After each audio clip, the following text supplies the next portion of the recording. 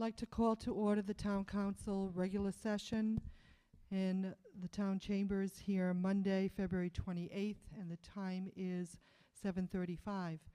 And we are fortunate today to have Girl Scouts with us to lead us in our Pledge of Allegiance. So if you could come forward and start, we will join you in the Pledge of Allegiance.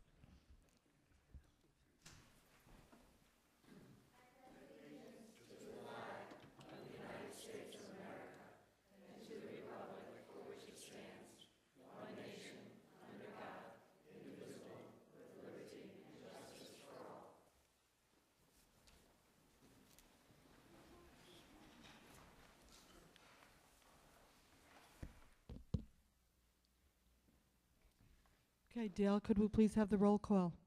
Council President Whaley. Here. Council Vice President McAtee. Here. Councilwoman Eddy. Here. Councilwoman Fogarty. Here. Councilman O'Neill. Here. All members present. Thank you, Dale. And we have approval of the minutes of previous meetings. We have the work session for February 14th, 2011. Do we have a motion? I move approval of the work session minutes for February 14th. Second. We have a motion and a second. Further discussion? Ready to vote? All in favor? Aye. Abstention? Opposed? Abstention? Motion carries 5-0-0. We also have the regular session of February 14th, 2011. I move approval of the regular session minutes for February 14th, 2011. We have a motion and a second. Further discussion? Ready to vote? All in favor? Aye. Opposed? Abstention? Motion carries 5-0-0. And we have the closed executive session from February 14th, 2011. I move approval of the closed executive session for February 14th, 2011. Second. Motion and second. All in favor? Aye. Aye. Opposed? Abstention? Motion carries 5-0-0. We have the consent agenda. Would anyone care to have anything removed from the consent agenda? Yep. Oh, go ahead. Jim? Yeah, communications item A.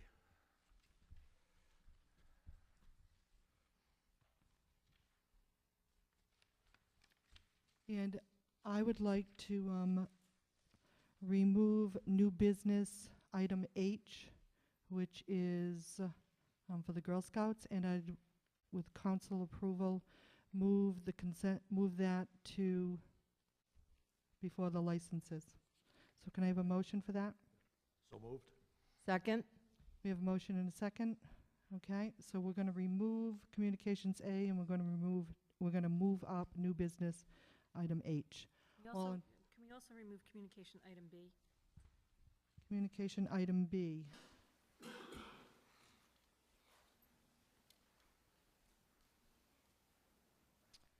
Okay, so be it. We have a motion and a second. Approval of the consent agenda as amended. Second. We have a motion and a second. All in favor? Aye. Aye. Opposed? Abstention? Motion carries 5-0-0. Okay, we have a proclamation here for the Girl Scouts, so if you could come forward. I'm going to read it.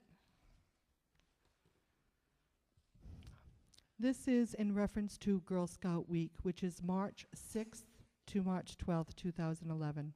So whereas Saturday, March 12th, 2011, marks the 99th anniversary of Girl Scouts of the United States of America, founded by Juliet Gordon Low in 1912 in Savannah, Georgia. And whereas through Girl Scouting, girls grow in courage, confidence, and character, and learn to make the world a better place. And whereas throughout its long and distinguished history, Girl Scouts, the preeminent organization for girls, has inspired millions of girls and women with the highest ideals of character, conduct, and patriotism. And whereas Girl Scouting takes an active role in increasing the interest and skill levels of today's youth in math, science and technology, careers, and to fulfill our community's economic needs, whereas through participation in Project Undercover, a council-wide community service project, every girl will learn that she can make a change for the better in her community. Whereas the Girl Scouts of Rhode Island Incorporated, which serves 12,000 girls in the Rhode Island area, will be celebrating 99 years of an American tradition with more than 3.4 million current Girl Scouts members nationwide. Now, therefore, we, the town of South Kingstown, do hereby proclaim the week of March 12th, 6th through the 12th, 2011, as Girl Scout Week in the town of South Kingstown, and urge our citizens to support girls and scouts in their endeavors. So, we look forward.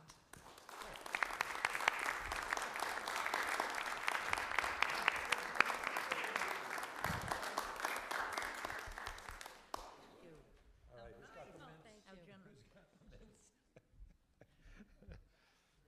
And we do have to share.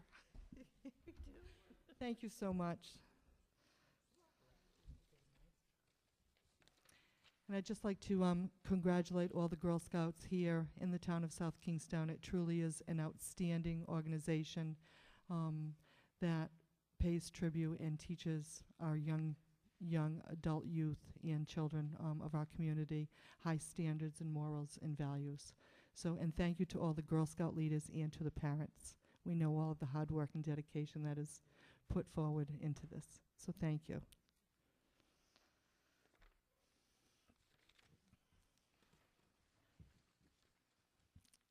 Okay. Let's do that homework. It's a school night.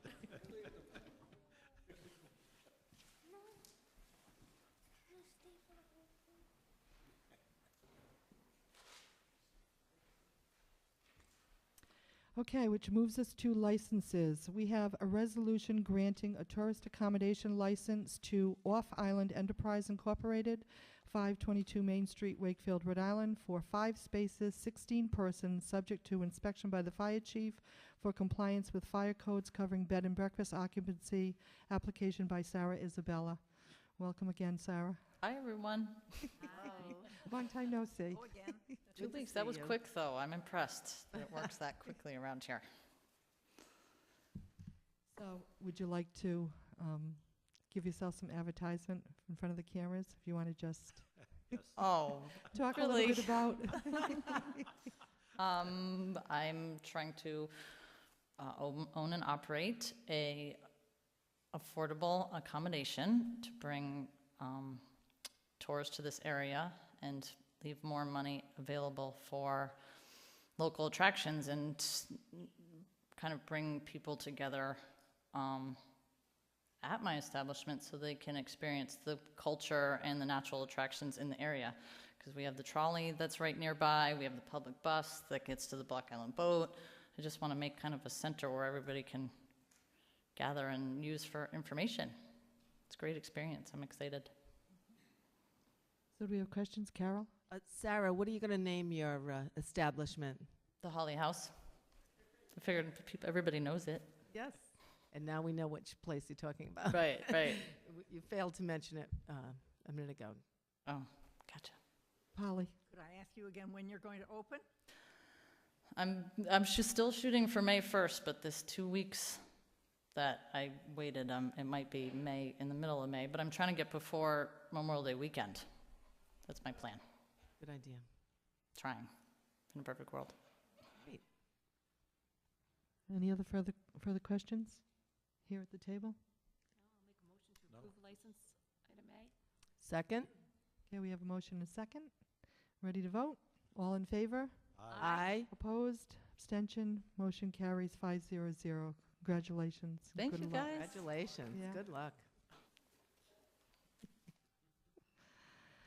Next on the agenda is our public hearing. I'd like to open the public hearing. This is relative to adoption of the update to the Town of South Kingstown Harbor Management Plan dated September 2010. And I'm going to turn this over to Ray Nickerson.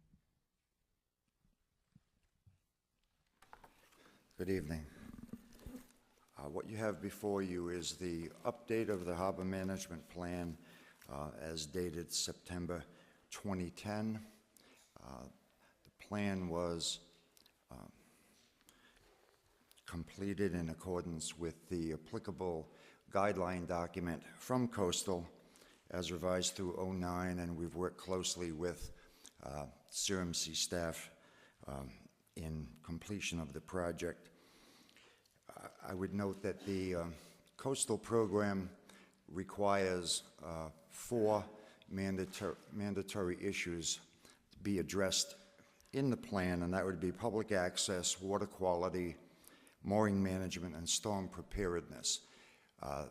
Towns are at liberty to expand the amount of issues that would be appropriate for the particular scenario within the community as it relates to harbor management and water access issues. The original plan had 6 additional issues which we've kept in there, and those would be recreational facilities, boating safety, dredging, finance and enforcement, recreational, commercial, and fishing, and dune maintenance and restoration. The update that you have in front of you has been reviewed on 2 separate occasions by the Waterfront Advisory Commission and the Harbor Master. Those recommendations made by those folks have been incorporated into the plan. In addition, under the new DEM water quality regulations, harbor management plans have to be issued a water quality certificate. This document was submitted to DEM early fall. Again, certain recommendations were recommended by that state agency. They were incorporated into the document, and the required water quality certificate was issued on November 12th of 2010. I would note that the plan doesn't involve any what I would call substantive changes. There's nothing in the plan that would adversely impact the public in their use of water bodies or the shoreline in town. Similarly, there's nothing in the document that made major changes that would impact the business community, be it commercial establishments or industrial facilities. What I thought I'd do, if it's all right with the council, is give you a summary of the changes that were made, and then at the end of that, I'm available, and Barry Ennis, the Harbor Master, is available to answer those questions. The plan is broken up into 6 sections. And I thought, for the sake of clarity, I'll just do it in sequentially. The introduction, the major changes that we made were to update the census data and to put a narrative in that addresses the chronology of the process itself from the initial harbor management plan passed in 1992 to the present. Section 2 is an historical background of the use of coastal resources historically, going back to even before pre-colonial times.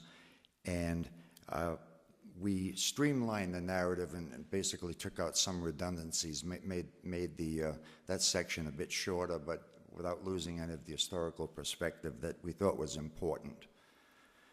Section 3 has to do with physical characteristics. The major change, the physical characteristics really wouldn't have changed from the 92 plan. You're talking about hydrology, the depth of water bodies, the boundaries of water bodies, those all stay. But what has happened since the plan was last updated was the major Army Corps dredging project. And in discussions with the state, they also had requested that we put a map in that shows where the federal navigational channels are, because we've received calls from time to time asking where are the navigational channels, and which are under state, which are under federal jurisdiction. So I think the map Carol Baker put together does a nice job, and it's quite clear for the public. Section 4 deals with biological resources within the ponds. And the first thing we did was update all of the finfish and the shellfish landing data. There's also a section where we address the changes that have been made in the Chaffee National Wildlife Refuge, which has expanded considerably since the plan was updated a few years ago. And we also inserted a new section that was required by CRMC, which addresses whether or not there are any areas within the coastal zone that are currently or previously used for scientific research. I would note that in the update of finfish and shellfish, there's a fairly extensive narrative that addresses aquaculture, which is, I think, probably the major change or development that's happened within the coastal areas, a positive development in the past half a dozen years. If you look at the data, you see that aquaculture landings and value have actually increased almost 100-fold in the last 10 years. It's quite remarkable. With that goes the downside of the potential for additional conflict with users. You've got aquaculture operations now, you've still got boaters, you've got the use of the ponds from finfish, where there could be conflict. So what we do address in the plan is the working group that was established. There was some concern that the aquaculture was becoming so successful that maybe there would be overuse of the salt ponds for that one particular industry. So an ad hoc working group was set up, made up of folks from DEM, from the aquaculture industry, URI, CRMC, and the towns of South Kingston, Charleston, Westerly, and Narragansett. And what policy was passed was that for the time being, aquaculture could not occupy more than 5% of the acreage in the salt ponds. So that's where that stands now. I thought that was an important addition and development that's occurred since the plan was last updated, so that's in there also. Section 4 has to do with current uses, and Section 5 rather, and that update primarily involved refreshing the data that we have on number of slips, number of overall facilities, and the particular mooring areas. The other thing that we had to do is the older harbor management plan had a particular geological reference system. The state requires that the mooring areas be very specifically described in terms of meets and bounds. The old plan used the 1929 datum source, which references everything to mean sea level. The state subsequently in 1988 passed something where we used what's called the state plane data system. So we converted all of the mooring field meets and bounds to the new datum source. We also noted the changes in the water type descriptions that Coastal Resources has updated within the past 5 years, as well as the water quality classifications, which were updated by DEM. So those are also included in there. And again, all of the mapping that is in the text is new map using the GIS technology, which we have now, and all of the maps tend to be superimposed over the most recent aerial photography we have, which is 2008. The last section, 6, has to do with the issues, goals, policies, and recommendations. First thing we did was housekeeping. Coastal has a specific order that they want those issues addressed, and ours were not within that order, so we made that subsequent change to change from, and again, that deals with the 10 items that I mentioned previously, the 4 that are mandatory, and the 6 that the town also has. So we just rearranged them A to J in compliance with what Coastal wanted. Under the issues, the first one is one of public access, and we included more language regarding public rights to access the shoreline that weren't in the original document. The next item under issues addresses water quality, and we updated what we needed according to the newer DEM regulations. We also included a discussion in there of our on-site wastewater management program, which was adopted in 2001 and the subsequent mandatory inspection program that we now have for septic systems.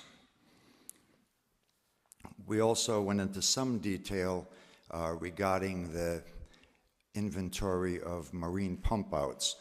Under the old regulations, the EPA and subsequently DEM required that there be a pump out for every 600 vessels. It's now been increased so that there's a need for one for 300 vessels. And we have 4 within the town, so we comply with that EPA federal requirement.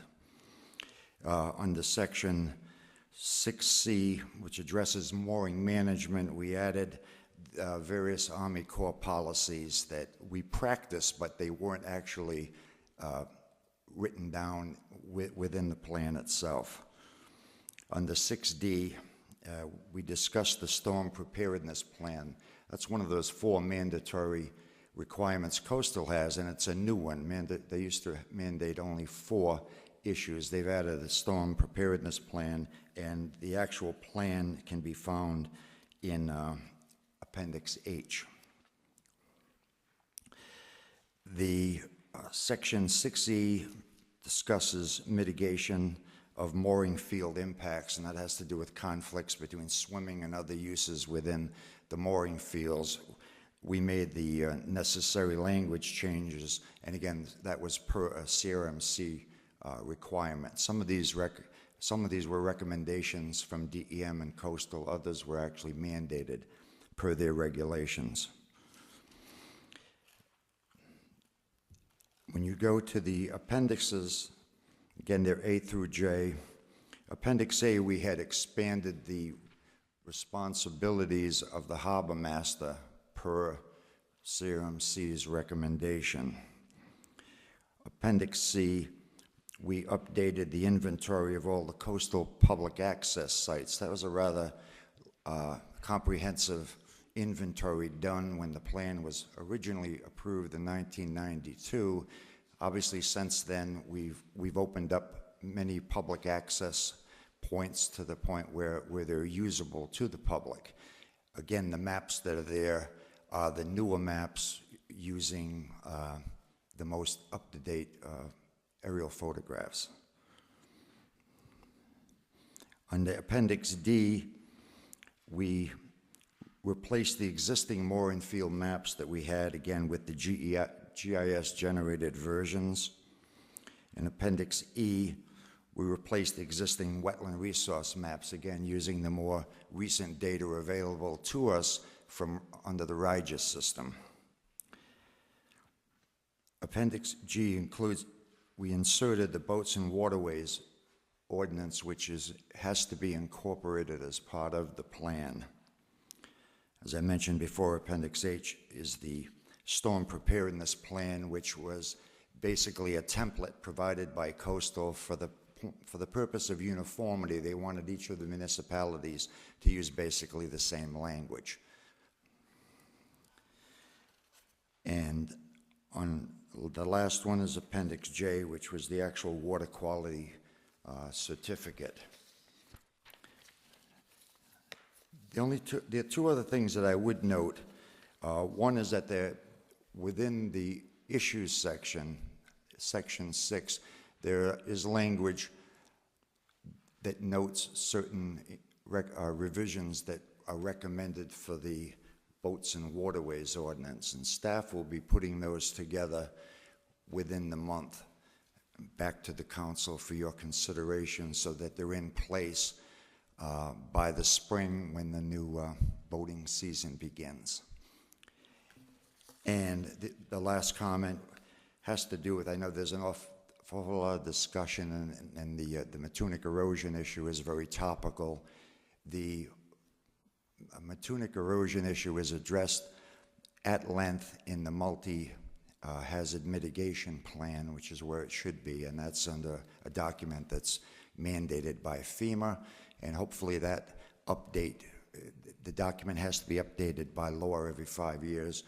Staff has completed that. We've submitted it to FEMA. They've made some recommendations which we're incorporating. Hopefully we'll have that before the council within the month. So that's it in a nutshell, if you have any questions. Questions here at the table? Holly? Could I ask, Ray, about the, I can't imagine that if you're only allowed to use 5% of the pond, there would be any problem with pollution. But has there been any problem with pollution being caused by the aquaculture? No, there hasn't been, and we were fortunate for years that a member of the Conservation Commission and the chair was Dr. Rice at the university, and that's his field of expertise. And as the aquaculture operations started to expand, that was one of the questions that that the Conservation Commission had for Dr. Rice, who provided scientific data to indicate that it has not been, it's problematic in certain places in the world, I think Spain, where the density is nothing like we have in the salt ponds at 5%. We're talking about ponds that are stocked to in excess of 50 to 75% of the pond. They have pollution problems because there's not adequate flushing. In the ponds, Potter Pond and Point Judith Pond, where the aquaculture operations occur, there's more than adequate flushing for the amount of population of shellfish that we have. Further questions here at the table? Jim? Ray, do we have any transient dockage or mooring, beside at the north end of Point Judith Pond? Is there anything out towards Snug Harbor? I would defer to the harbor master.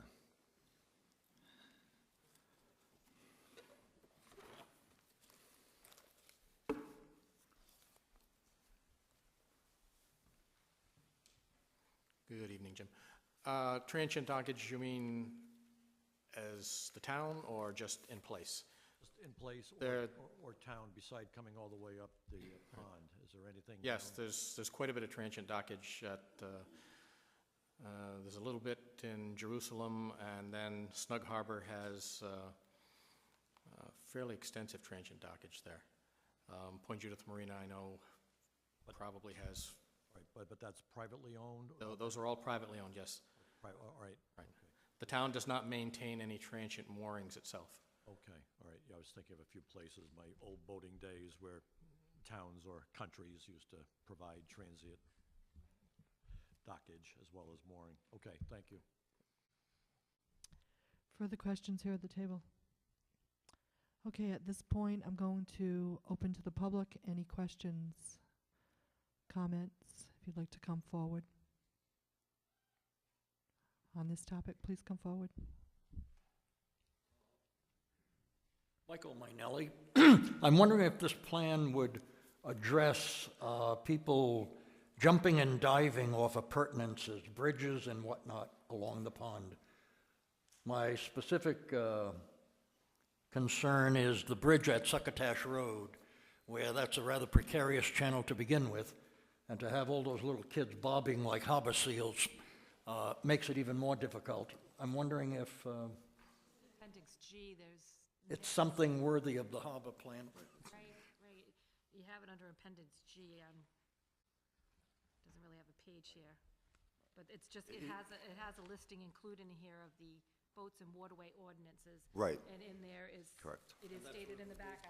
Right, section 4.8.1 is specifically addressed diving from bridges.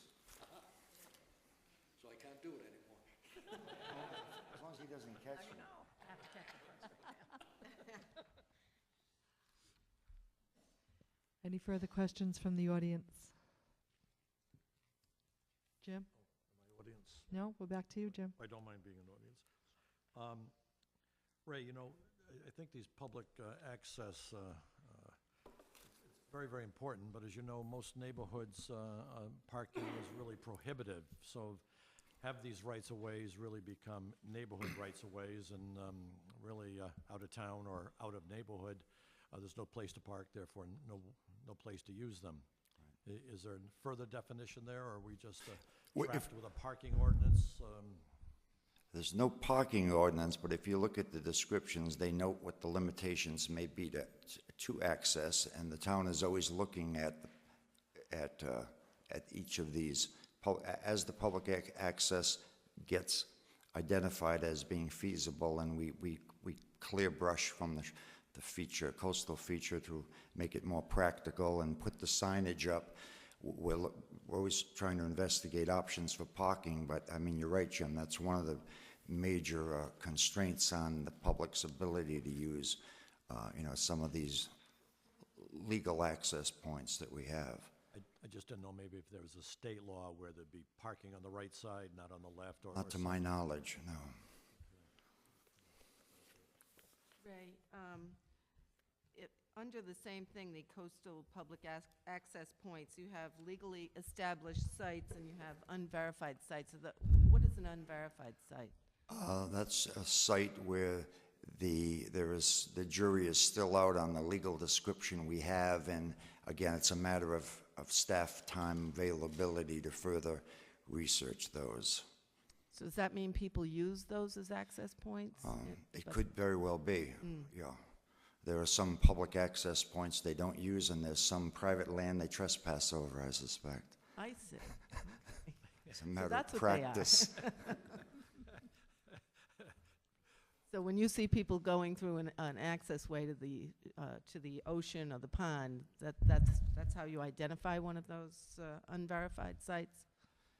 Because you have them on the map. Right, yeah, they haven't been verified yet, but they've been identified as there being some thoroughfare on a deed, but not to the point where we've been able to clarify that that the public in fact has access. So that's one of the charges that we have over time with staff working with the Waterfront Advisory Commission to try to clarify that. There have been changes. If you looked at the 92 plan and you looked at this plan, you'd notice an appreciable change in the amount of, and an increase in the public access and less of the unverified as a result of the research done. Thank you. Ray, along those lines, are the unverified, can you actually witness purposeful blocking, fences, boulders, stones, plantings? Sure. Versus In just some cases, right, and in a lot of cases, the property owner is not aware that there is this. In the case of those that are even verified, sometimes the folks are rather combative about it because they either didn't pay attention to the deed when they bought the property. Or they really did. Oh, good point. Further questions here?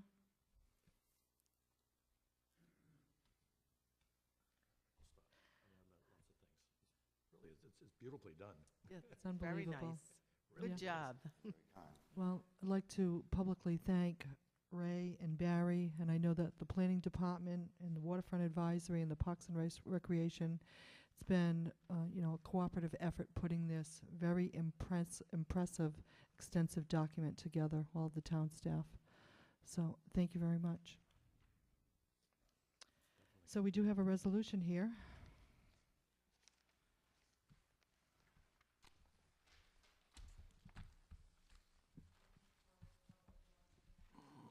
I'm sorry, I want to close the public hearing first. Okay. Public hearing? Motion and a second to close the public hearing. All in favor? Aye. Opposed, abstention, motion carries 500. And now we need a motion.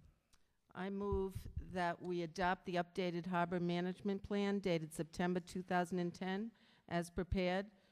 Further to formally submit said updated harbor management plan to the Rhode Island Coastal Resources Management Council for their review and action as addressed in the memorandum from Principal Planner Nickerson to the town manager titled Review of Harbor Management Plan Update dated February 22nd, 2011. Second? We have a motion and a second. Further discussion? Can I just ask one question, Ray? I'm just looking for, remember we bought the open space on the, across from the saltwater fishing, that parking lot there? I don't see that included in here. I don't know if you remember that one, Ray.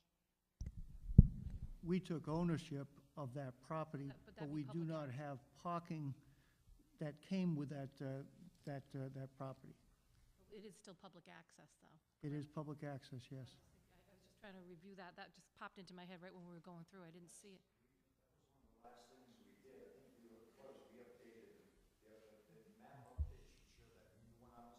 Yeah, I'm not looking at the map. I was kind of looking along the numbered here, so I just didn't see it. It was kind of going in, from Moonstone, Green Hill. I just wanted to make sure that that was included in here as just. If it's not there, it will be. I know we don't have parking there, but it is, It is a public access, and, that was a big point that we and wanted. it also is signed as a public access. Okay, I didn't see it in here. All right. Thank you. Just a quick question. Okay, we have a motion and a second.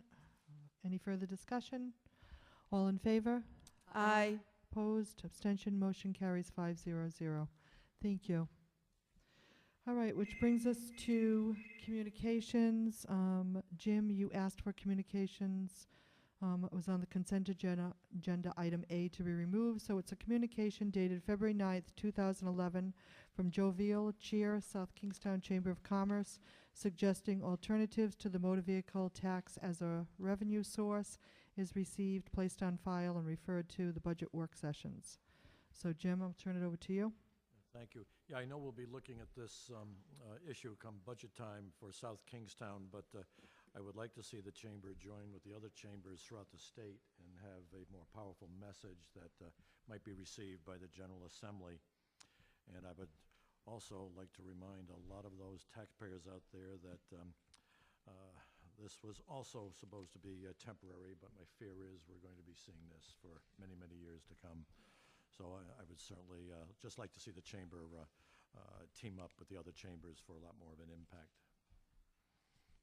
Okay. Any further comments here at the table? Okay, can we have a motion to approve communications, item A?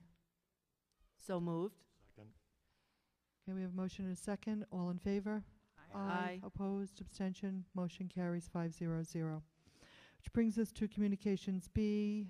Kathy, you asked this to be removed. So a communication dated February 15th, 2011 from Marie W. Casey concerning the town's policy on replacement of mailboxes damaged by snow plowing is received and placed on file.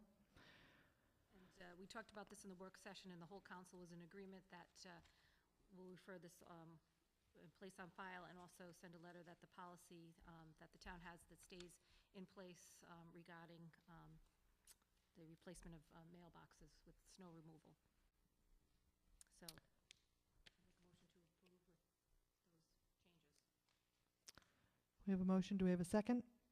Second? We have a motion and a second. Further discussion? Ella? Jim? Yeah, could I maybe have Steve just give a very quick synopsis of, I think it was a good idea that we removed this, but maybe just for the folks at home, just what the policy is on this particular issue? Great. Thanks, Jim. Sorry, Steve, didn't know if you were prepared for that. The town has maintained a policy for several years as it relates to damage caused to mailboxes that are within the public right-of-way.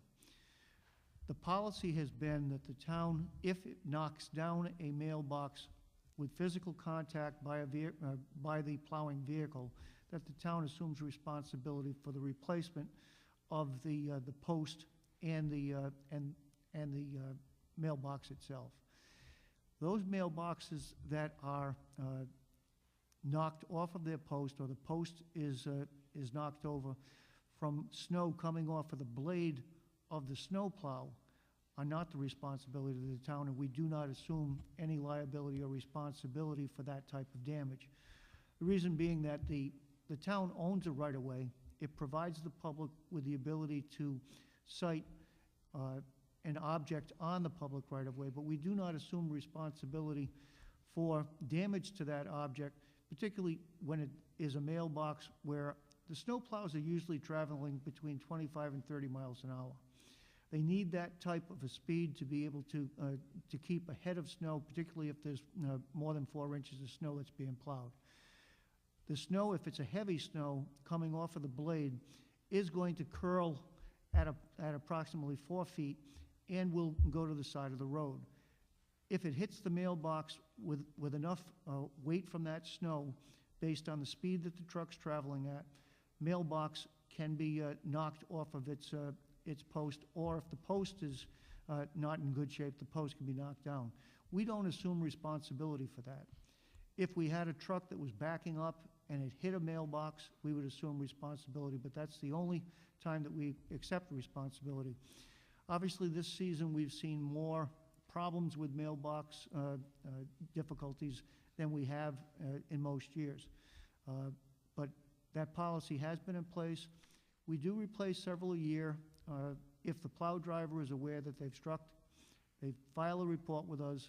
We then contact the property owner and advise them that we'll make the repairs as soon as reasonably possible. But if it's a mailbox that's knocked off of the post, it's the responsibility of the property owner to repair or to replace. It's certainly not an intentional act by the plow driver, and it's also something that we can't control based on where those posts may be located. It's an interesting problem in that people want to post the post as close to the drive surface as possible to prevent damage to the lawn that they're maintaining on the public right-of-way. But the closer they get the mailbox to the road to be able to maintain the grass, the greater probability there is during a heavy snowfall that they're going to lose the box. And that's why we won't assume responsibility for that type of damage. Thank you. Okay, do we have further discussion here at the table? Okay, do we have a motion? I don't think we do. Yeah. We do have a motion and a second, okay. Ready to vote? All in favor? Aye. Aye. Aye. Opposed? Abstention? Motion carries 500.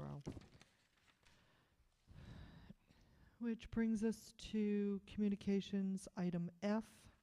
This is a resolution adopted February 8th, 2011 by the South Kingstown School Committee in opposition to mandatory binding arbitration on monetary matters for teachers is received, placed on file, and the town council further directs.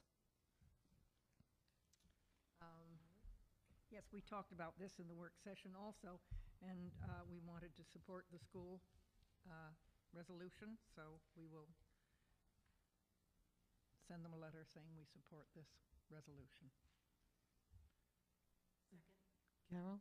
I just wanted to state that we supported a similar resolution last year and against binding arbitration, in that it would undermine our ability to pay for contracts and budgets dealing with the school.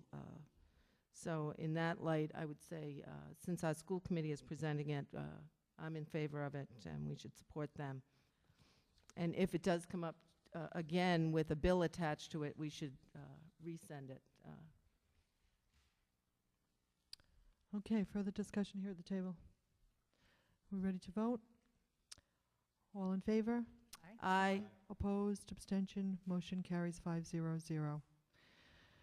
Okay, the next item on the agenda is comments from interested citizens. So if we have anyone who would like to come to the microphone, please state your name.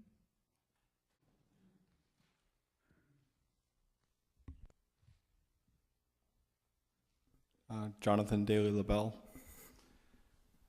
I don't know if this will be addressed in the town manager's report, so, but I just wanted to ask the question in case it wasn't, just with the work sessions coming up next week, and then I know the joint town council school committee meeting is the following Wednesday, the 15th. I'm just wondering, for the work sessions coming up next week, you know, whether or not the school budget is addressed and discussed in those work sessions as a lead-in to the joint meeting, or not. I'm just trying to refresh my memory on how that works. And I can sit down and just wait for the manager's report if that's covered there. Sit down. Thank you.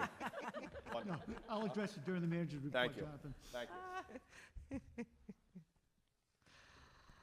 Okay. I've always wanted to say that, never had the opportunity. But And he welcomed you. Yeah, right? Even welcomed you to say it. Any further comments from interested citizens? I just want to state that I attended that fundraiser with the hypnotist to support the post-prom activities, and it was absolutely fabulous. So kudos to Dr. Corcoran and the students and Kate Monsietti that put that together. All right. Any comments from any town council members here at the table? All right, which moves to the town manager's report. I'd Steve? like to address the budget schedule. The town manager's budget has been released to the town council this evening. It'll be available for public review and download from the town's website tomorrow afternoon. The budget sessions that are scheduled for the work sessions are March 7th will be the first session. That will deal with the general review of the budget message, which is 32 pages long, as well as review of the accounts from the town council accounts up through the building official and then also library services.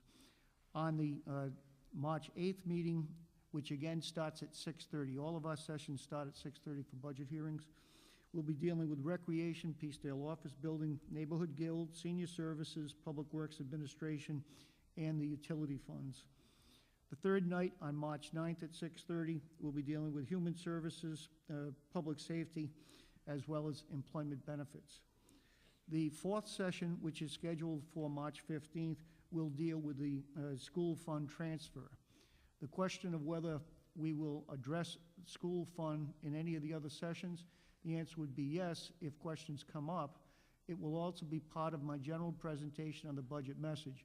Pages 28 through 32 of the budget message are directly related to the school fund, so there will be information on the March 7th meeting during that portion of my review of the budget document.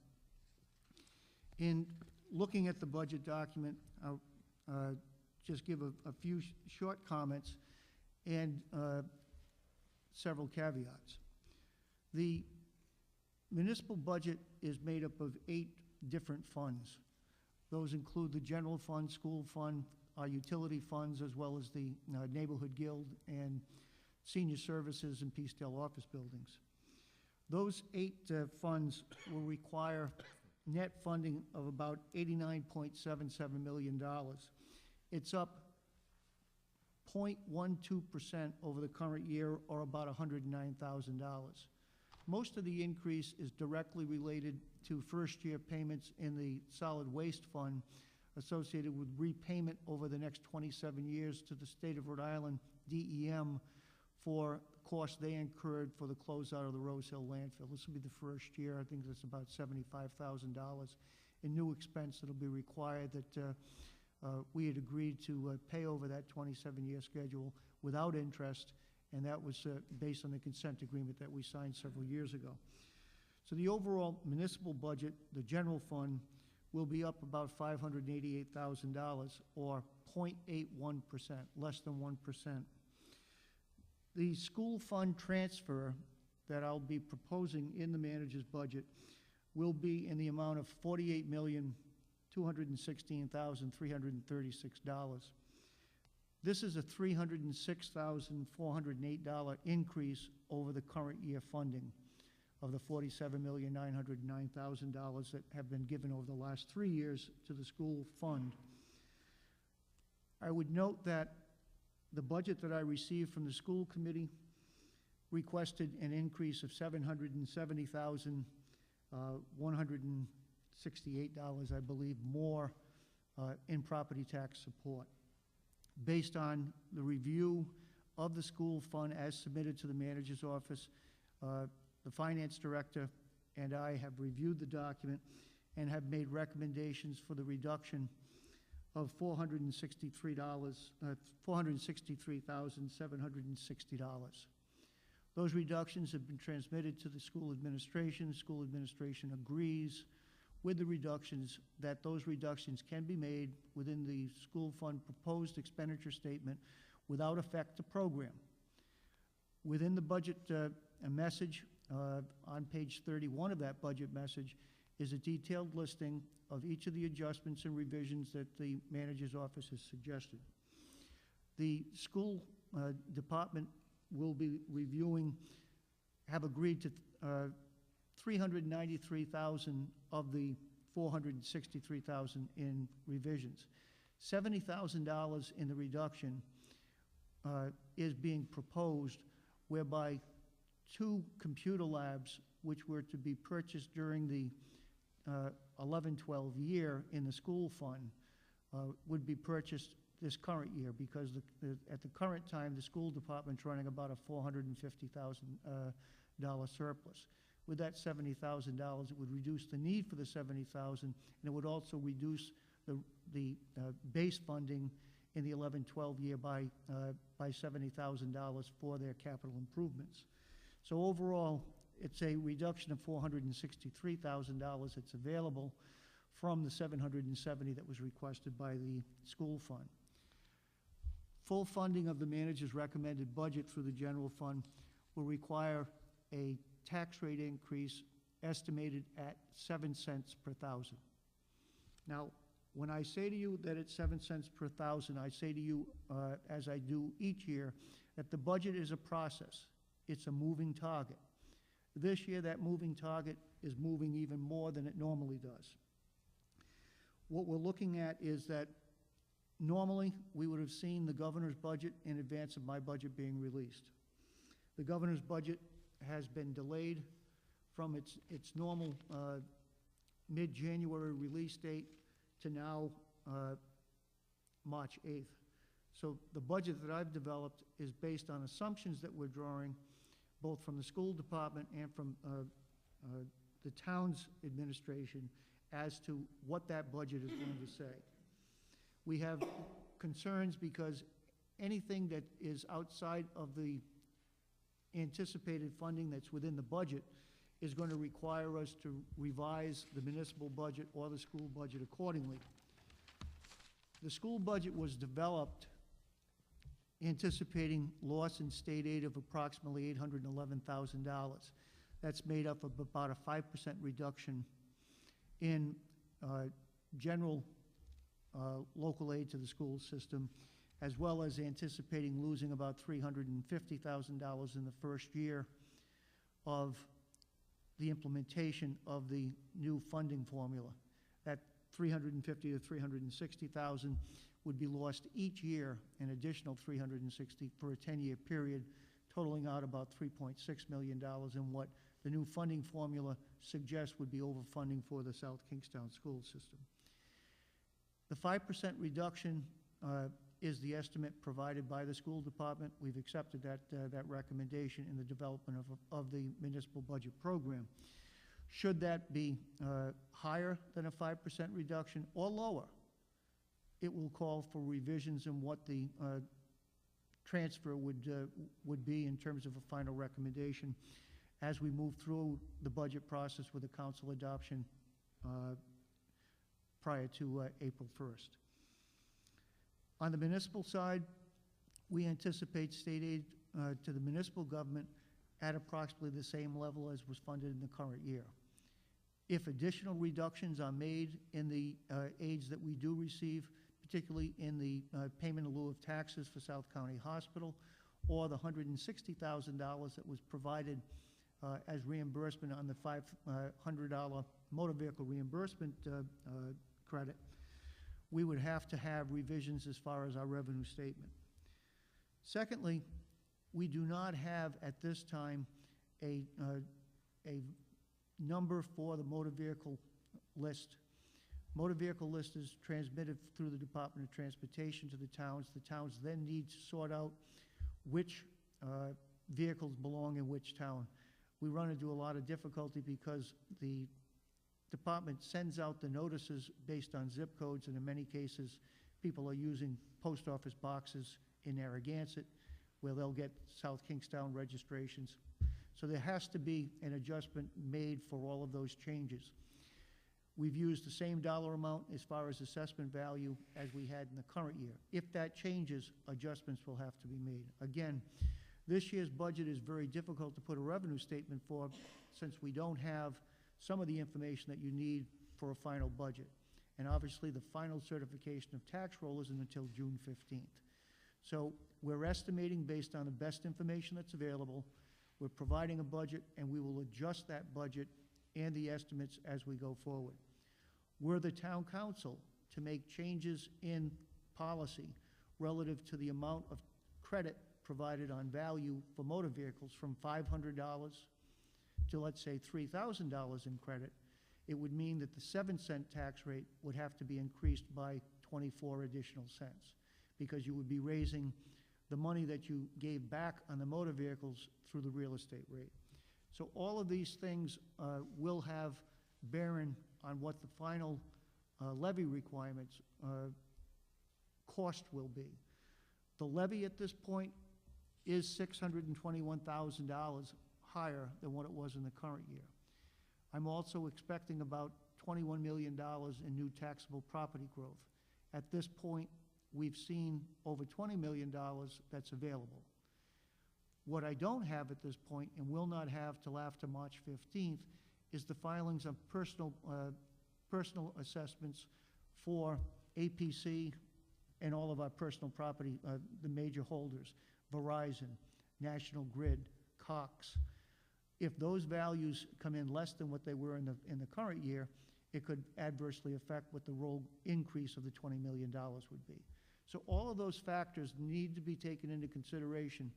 We're not saying today that, that there's a 7-cent tax rate increase to fund the budget as presented. What they were saying is, if all of the assumptions made on the revenue statements are correct and stay intact through June 15th, when we have to certify the tax roll, then we would see a 7 cents. If we saw an increase to $3,000 on the motor vehicles, it would place $1 million more in taxable property levy coming out of the real estate roll, which would mean a 24-cent increase. If you wanted to go to $6,000, it would mean a 46-cent tax rate increase on that. So there's a number of changes that will occur, and we'll go over that in detail during the different hearings. We'll also go over in detail the revisions made or recommended to be made through the school fund. Again, the school fund revisions that I've proposed, which are supported by the finance director, are ones that we believe that the school committee will sign on to. That's not the choice of the council or the manager, it's the choice of the school committee in terms of coming up with a balanced budget. They will have to balance that budget based on whatever the probable aid to local education program will be from the state. And we really won't have a good handle on that until after March 8th, when the governor's budget is put forward. And even after his budget is put forward, there's nothing that suggests that the General Assembly will pass what he proposes intact. So it will be, as it was last year, up till June 15th, trying to determine really what we're going to finish up with in terms of both revenues. The expense statement should stay intact, but the revenue program is one that will be subject to adjustments as we go forward. Thank you, Steve. Okay, do we have any questions here at the table with the manager's report? I have one other item to report on. At the last council meeting on February 14th, we advised the council that we had been required to close the Dugway Bridge in West Kingston on January 24th to all traffic. I advised the council at that time that I had directed Public Services Director to prepare a memorandum advising as to what the cost would be associated with replacement of that bridge. Mr. Schock has advised that the entire structure, both the deck and the carrying members, must be removed regardless of whether a replacement bridge is installed. The cost of the bridge replacement is estimated at approximately $750,000 for a 16-foot wide span, or about $818,000 for a 24-foot wide span. The 24-foot would give us two-way traffic. The replacement estimate is based on a pre-engineered steel bridge being installed. It would be a bridge that, right now, the existing bridge has a center pier. The center pier would need to be removed, and an entire span from abutment to abutment of approximately 44 feet would be installed in place. Concerns that we have with that are several. One is that the installation of a new bridge that was spanning the entire 44 feet would require a larger carrying beam. Larger carrying beam would elevate the platform of the bridge, which is high already. What that would mean is that the approaches would become more steep than what they currently are. The question was raised as to whether we could increase the approaches in terms of backfill of those areas to take out some of the elevation change with better sloping. Problem with that is that that bridge, the two approaches, flood periodically during heavy precipitation events. And if we were to fill those areas in, it would dam the water against the embankment, which would then slow the flow of that river. We're not sure we would even be able to get coastal or DEM approval for that type of activity. We're also concerned as to the cost. I've done an analysis for the council, which is the second memo that I'm providing to you this evening, that says that we're the council to look at replacing the bridge. What are the financial options or opportunities available to use as a funding vehicle? The funding vehicles really would be 4 different options, and the 5th would be a combination of the 4. First option would be to amend your capital improvement program, where you would reevaluate existing road projects, delete several of those equal to the value of the bridge that would have to be brought into that capital improvement program. Second option would be that you would look for additional bonding authorization to be able to bond the cost of the bridge. If that were done, it would require the project being held off till at least 2013, because the next time we would be going in requesting voter authorization for any municipal bond issues would be in November of 2012. Third option for finance would be that the council would dedicate in the development of the 11-12 municipal budget an additional $750,000 out of undesignated fund balance in the general fund to be able to pay the cost associated with the bridge. The fourth would be that you would increase the property tax levy by the $750,000 to be able to recover that cost. If it was done through the tax levy, it could also be done over a 5-year period or a 6-year period. The fifth option would be any combination of the first 4. Use of undesignated funds, use of bonds, use of tax levy, or reductions in existing programs that have been approved for road reconstruction in the 5-year capital improvement program schedule. I've provided financial consideration background for each of those components and have provided the council with a negative recommendation. I do not recommend that the council amend the adopted 2011-2012 capital improvement program to incorporate the replacement cost associated with that bridge into that program, or to use any of the financing vehicles that are outlined in the memorandum to be able to accomplish that reconstruction. What I am suggesting is that the town administration will continue to seek grant fund sources that could be used to offset portions of the cost associated with that bridge. I also want to do some additional review of the abutments as to what the cost of the pad improvements that would be necessary. I think that's a major cost differential in terms of what this bridge would cost, and that if necessary, incorporate a bridge replacement somewhere in the future into a future capital improvement program budget. That project could be considered in conjunction with all other capital needs of the community, rather than to be considered at this point independent of what other capital needs have have been considered in the existing budget document, or those that were considered and not included in the budget document based on funding availability. I advised council that I would provide the report at this time. It's been made available and is available on the town's website for review by the general public. I'm not asking for any specific action by the council, but again, if the council wishes to entertain replacement of that bridge, I've outlined the financial vehicles that are available to be able to make that a reality. Any comments here at the table? We'll go Jim first and then Polly. Steve, have we done a fair traffic count on the bridge, summer, winter, in between? Now, the only traffic count that John Shock had came through the state, so I can't be sure whether that's an accurate count or not, Jim. But I think that there is really minimal uses on that bridge as it relates to South Kingstown.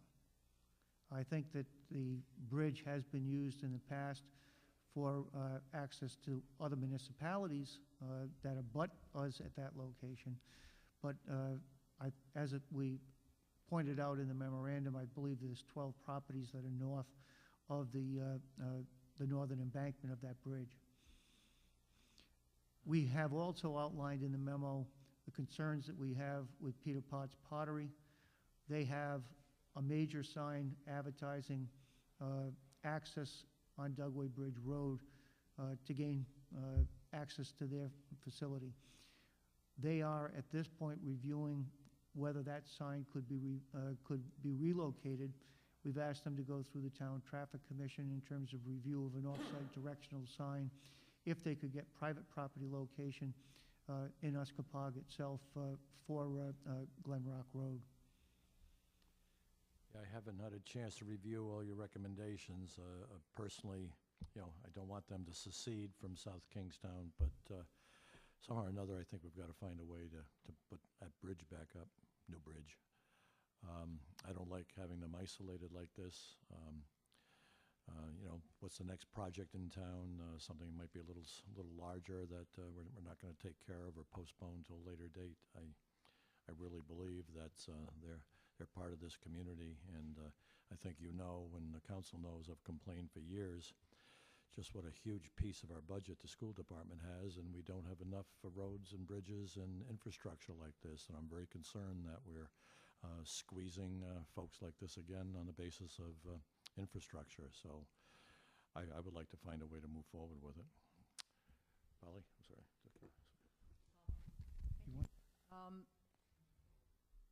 Steve, approximately how much time is added on if you have to make that detour? Best estimates would be coming from the east, traveling west, that the time would be between 3 and 5 minutes. One of the other things, Jim, I think that's important is that I think that what we need to do is to look at Glenlock Road. And if we're going to provide anywhere near the type of expenditure that would be required for a bridge replacement, we need to look at road redevelopment in that area. And I think that it would provide greater service in that area if we were spending the dollars as far as reconstructing that road or providing some type of improvements on that road, since it will get heavier traffic. And I do want to point out that the town's road improvement program seeks to provide road improvements throughout the community.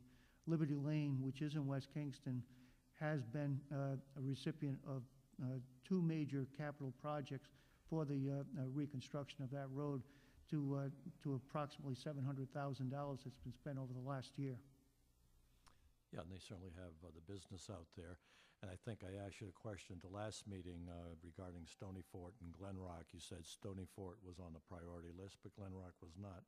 So I don't know if we put the bridge and Glen Rock together, but I'm not supportive of you delaying what I think is an obligation on the part of this community. Carol? Mike, this is for Mike, I guess. Mike, what's the status of the FedEx accident? I mean, that was one of the contributing problems to this bridge, was when the FedEx trailer truck damaged the wooden railing system on December 9th, 2009. I understand your office is pursuing that. Yeah, my last conversation with the adjuster was that they wanted to send their engineers to review the bridge. I will tell you that that was a good 3 or 4 weeks ago, and I have not heard from them since. I suggested that they come up with some dates, and we'd coordinate with John Schock's department to make that happen. But there are ongoing negotiations for reimbursement. The amount that they wanted to reimburse us was very low and very unacceptable. Well, keep after them, Oh, right? we will. We'll take the appropriate action. It was more than that, but not much more. We will also continue, as I've indicated in the memo, the damage that was caused to the abutment and the center pier. FEMA has put a price tag of about $149,000. If we submit for an alternate project, we can receive up to 80% of that money that could be used for a bridge replacement.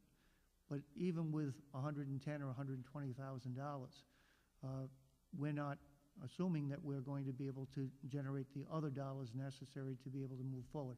As I said, that's why I've given you the financial options. The vehicles are there if you want to employ them. I'm not supportive of that, but that's a policy decision of the council to make. Steve, if you did go for the FEMA reimbursement, could you just put that money aside for the project if and when we got the rest of the money? No, the FEMA money would have to be spent within a specific period of time. How much time are we talking about?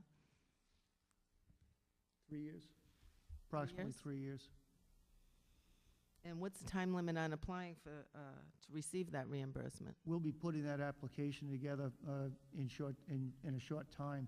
I think we have to have it done by, is it 2 weeks? Yeah, 2 weeks. So we will be submitting that because we want to keep that active. As I say in my memorandum, I want to seek grant funds to be able to provide for the replacement, but the dollar amount's just too large based on the utility of that infrastructure improvement at this point. Okay. Further comments here at the table? Jim? Yes, Steve, back to the school side of your conversation and comments. What did the schools, what are they requesting out of the undesignated fund balance? In the school fund, they will be looking at, I believe it's $753,000, which is about 1/3 of the undesignated fund balance that they have available now before the surplus goes in for the current year. Sort of at the high end, I know they started, when we spoke to them in December, at the $575,000 level, so they've upped that to the maximum number. Yeah, the undesignated fund balance that they're asking for, I'll give you the exact dollar amount. $775,623, which is an increase of $291,301 over what the current year budget had. But recognize that I'm not overly concerned with the use of those dollars based on the size of the undesignated fund balance. The undesignated fund balance for the school fund that was reported with the last audit as of June 30 of 2010 was $2.35 million. So with a $450,000 surplus coming in the 10-11 year, less 70,000, so they'd be putting in 370. They can take out the 775 and they'd still have $1.945 million available before, if they had a zero surplus for the 11-12 year in developing the 12-13 year. So, you know, the main concern that we've got to look at is that if the reality is that there is an $811,000 reduction in state aid to the school system, and that's aid, both state dollars as well as the federal dollars that they won't be seeing. If there's that big of a change on the size budget that they have, there's going to have to be substantial program cuts if they're not going to use a portion of that fund balance. The fund balance that they have is large enough to be able to be tapped at this point. The amount that they're taking out is not large enough where it cannot be corrected over the next 3 years if they had to pull that back. Essentially, they could use the 775 for 3 years before they get to zero. Obviously, we wouldn't want them to get to that level, but it may mean that if they've got a stable year where there's not reductions, if the economy continues to come back and there's not going to be additional reductions other than the $360 a year, they should be able to cut back on the amount of undesignated funds that they would need in 12-13 or 13-14.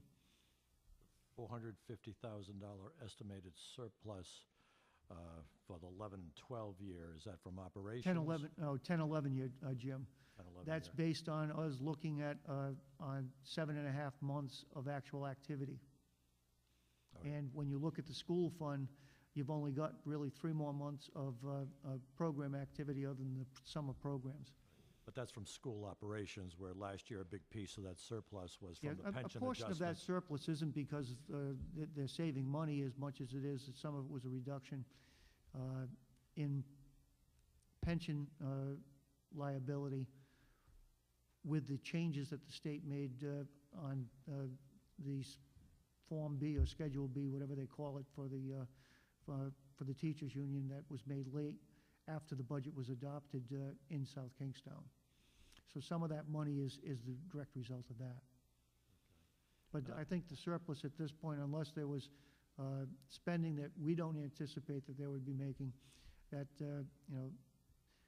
the range would be probably a low of 300 to a high of 450. And just a final thought, the budget that you're presenting here, specifically from the schools, that is their request for program, the amount of money they need for their programs with your corrections. That is not what the taxpayers or the council have decided yet on the revenue side.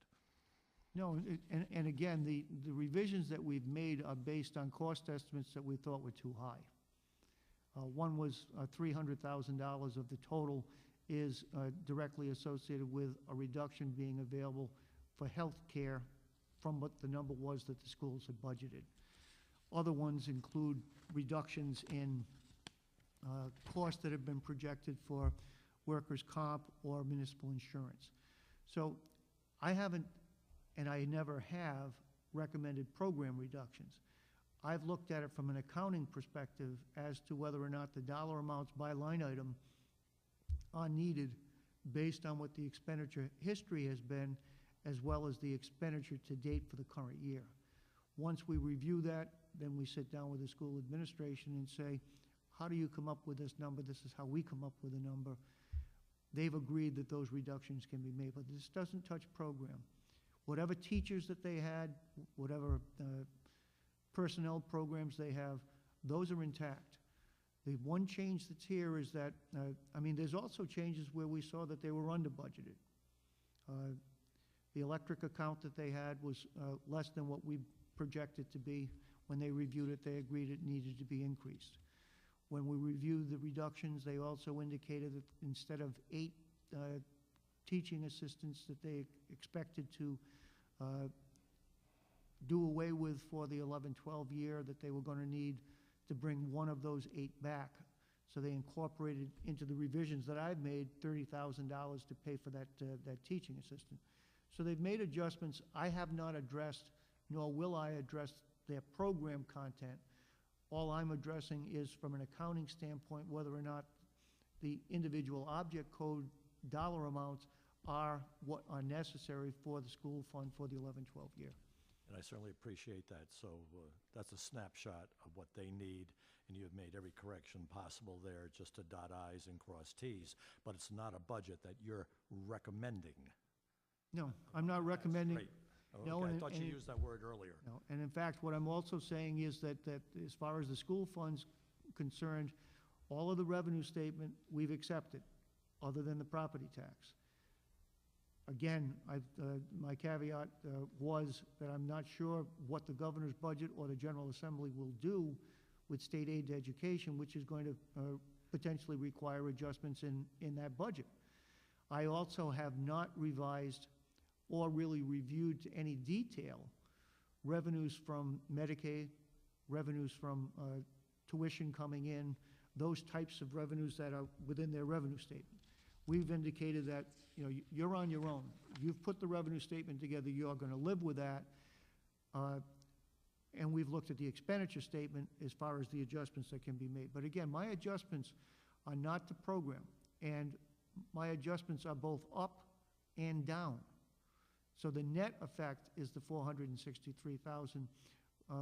So obviously, they were adding back $30,000 for that teaching aid. They were adding back $36,000 on electricity.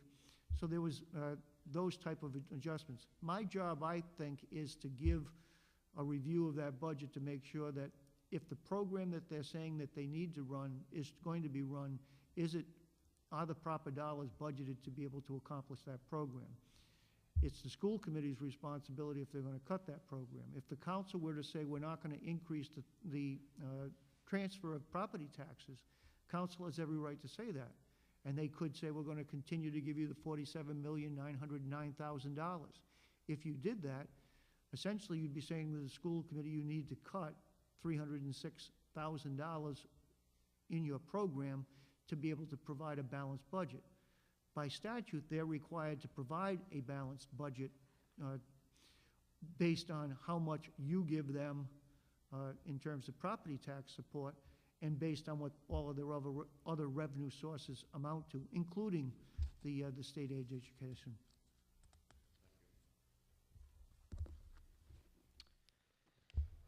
Further comments here at the table? Town manager's report. Okay, we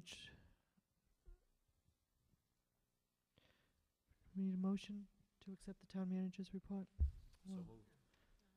I'm all set. Okay. All right, town solicitor's report. All right, and I believe we don't have any appointments. We didn't discuss anything in the work session, so we're all good with that. Which brings us to new business item B, a resolution endorsing passage in the Rhode Island General Assembly of House Bill 2011-H5088, an act relating to elections, elective meetings that would change the closing time of the polls on Election Day from 9:00 p.m. to 8:00 p.m. Steve? The town clerk had provided the council with a copy of the legislation that has been introduced to reduce the hours that the polls would be open from 9:00 at night to 8:00. And we have requested the council to give consideration to endorse adoption of that program. As Dale has pointed out, to have the people responsible for working the polls from early in the morning till late at night provides difficulty in being able to get the number of volunteers that we need based on the minimal amount of compensation that's provided, and that the 1 hour less would make it a lot easier. And plus the fact that we see very little voting occurring during that last hour. Motion to approve new business item B. Second. We have a motion and a second. Further discussion? All in favor? Aye. Opposed, abstention, motion carries 500. New business item D, a resolution authorizing an award of bid to Grandin Landscape Incorporated at 3740 Old Post Road, Charlestown, Rhode Island, for landscape construction services on the village green in accordance with all bid specifications in an amount not to exceed $57,378, including a contingency, and as further described in a memorandum from the Director of Leisure Services to the Town Manager dated February 22nd, 2011, and entitled Bid Recommendation Village Green Landscape Construction Services. Council will recall we provided a contract to buy all the materials and supplies necessary for the improvements at the Village Green. We've now gone out for the contract services necessary for doing the earthwork, the block walls, the walkways, and the bollards that need to be installed. We received, with the bidding documents, we received, let's see,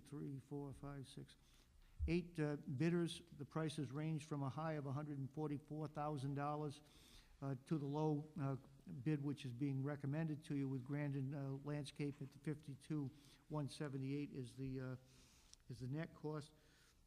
We've got a approximately a $5,000 contingency that's been built into that as well for any additional work that we find necessary as we actually get the project in the ground. Recommend the council award as presented by in Terry Murphy's memorandum. Motion to approve new business item D. Second? We have a motion and a second. Further discussion? Ready to vote? All in favor? Aye. Opposed? Abstention? Motion carries 500.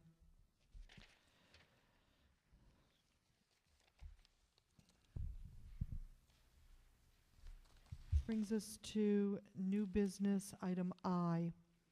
A resolution adopting the Town of South Kingstown Tax Exemption and Stabilization Program Guidance Statement for use as a general policy guide and program criteria in the consideration of applications for tax exemption stabilization under the Town Code, Chapter 17, Taxation, Article Roman numeral 5, property tax exemption of stabilization of tax on qualified property used for manufacturing or commercial purposes as shown on Exhibit 1 attached hereto.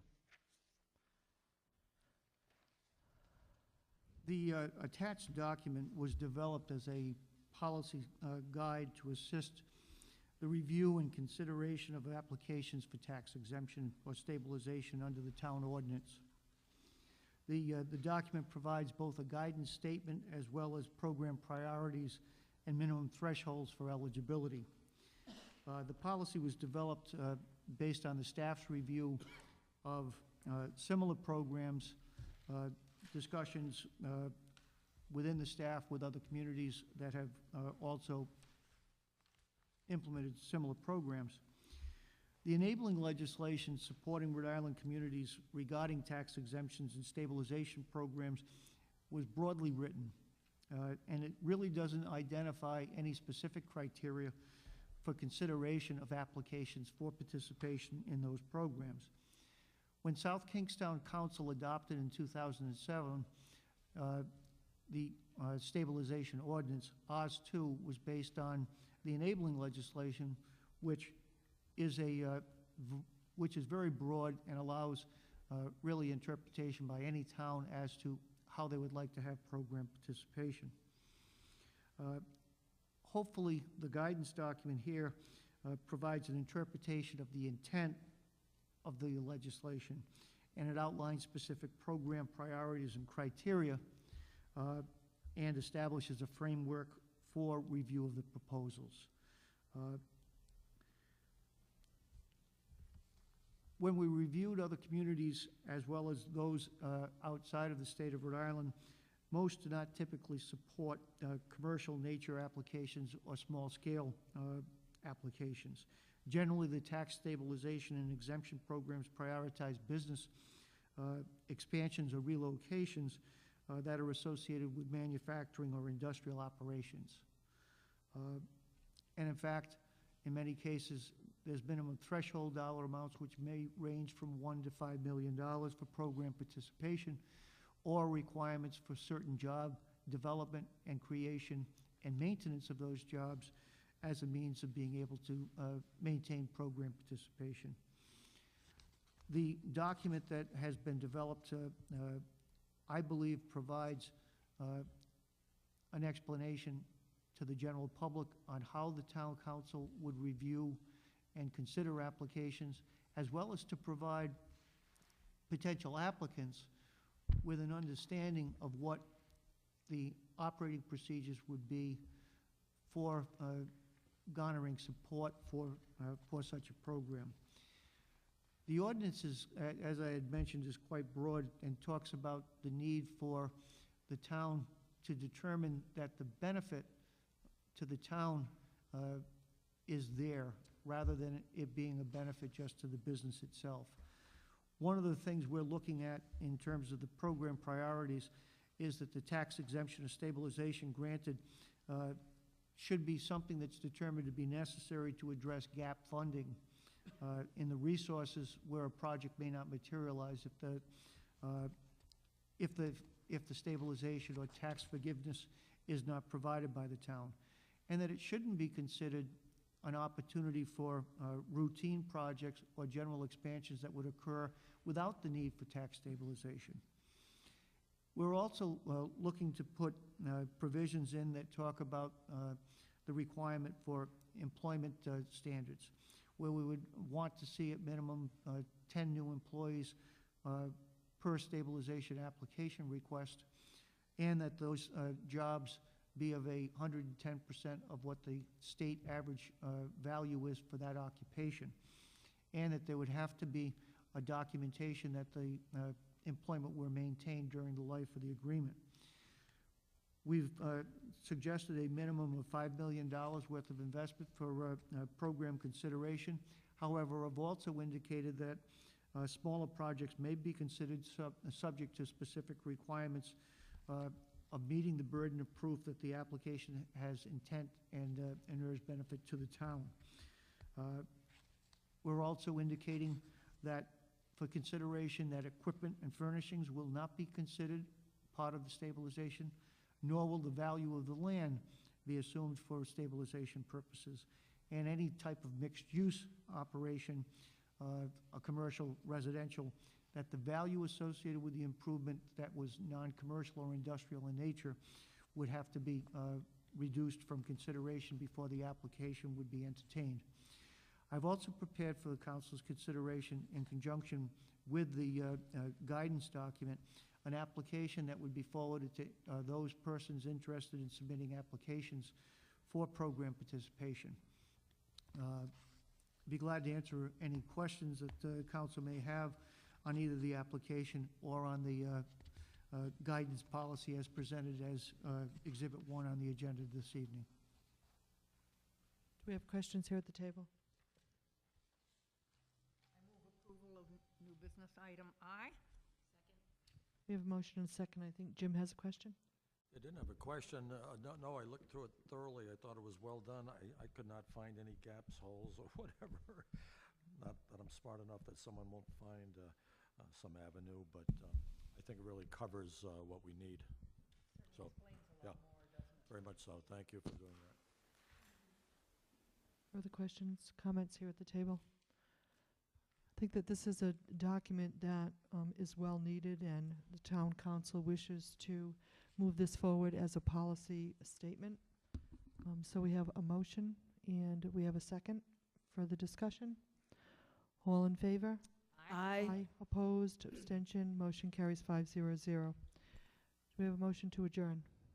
I so move. Second. Motion and a second, all in favor? Opposed, abstention, motion carries. Meeting adjourned.